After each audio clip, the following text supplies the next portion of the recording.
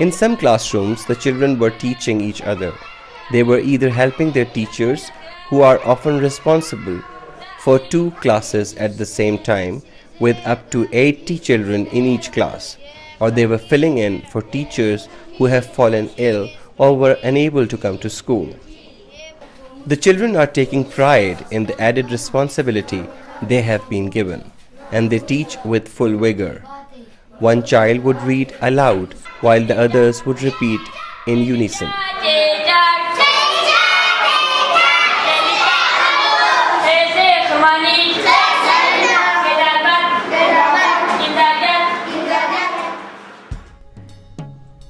In one of the schools, the school for boys in the small village outside of Quetta, many of the children do not have enough food to eat, and few can afford to eat a proper breakfast before they start school in the morning. Due to shortage of water as well as poor hygiene, many children have sores, lesions and skin infections on their hands and faces.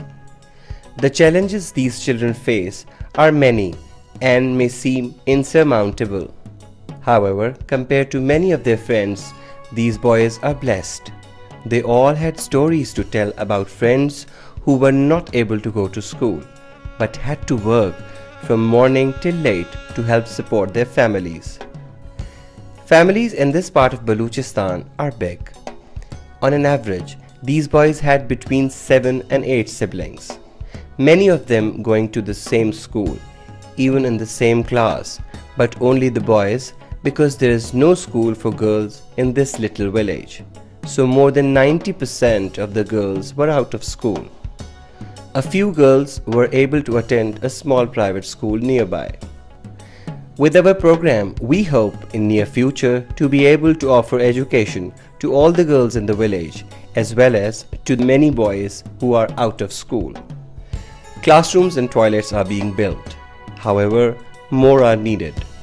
Repair needs to be made on existing structures. Walls are cracked and roofs are about to cave in.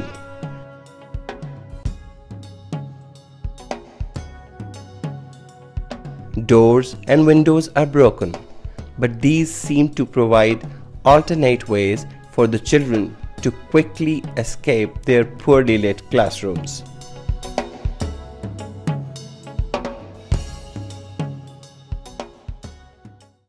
In 2009, all the schools will receive funds for school improvement by the project. Teachers, parents and children will together set the priorities for what needs to be done. In some schools, they may opt for improved sanitation and water supply. In other schools, they may want to build a new classroom or 2, or repair the roof and walls of the classroom they already have.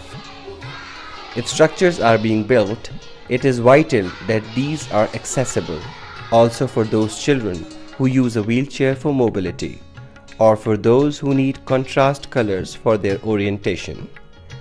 They should therefore be designed based on low-cost universal design principles. Water is scarce in many parts of Balochistan, but the children in all the 4 pilot schools have access to relatively clean drinking water. However, it would be good to have more than 1 cup for the children to drink from, and a better water container so that they did not have to dip their unwashed hands into the water to fill their glass.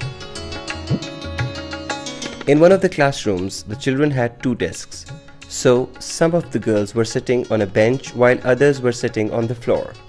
When we asked the girls, most of them preferred to sit on the floor. At least there should be mats and pillows on the floor. However, many little boys and girls were sitting directly on the cement floor. In winter, these are both moist and cold. Not an ideal learning environment for children.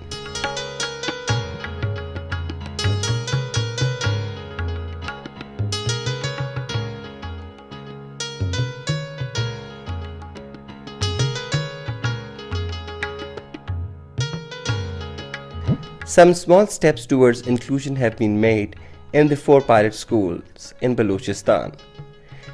Attitude among teachers and education officials are beginning to change. Schools and communities are being surveyed and new and child-friendly teaching methodologies are being introduced.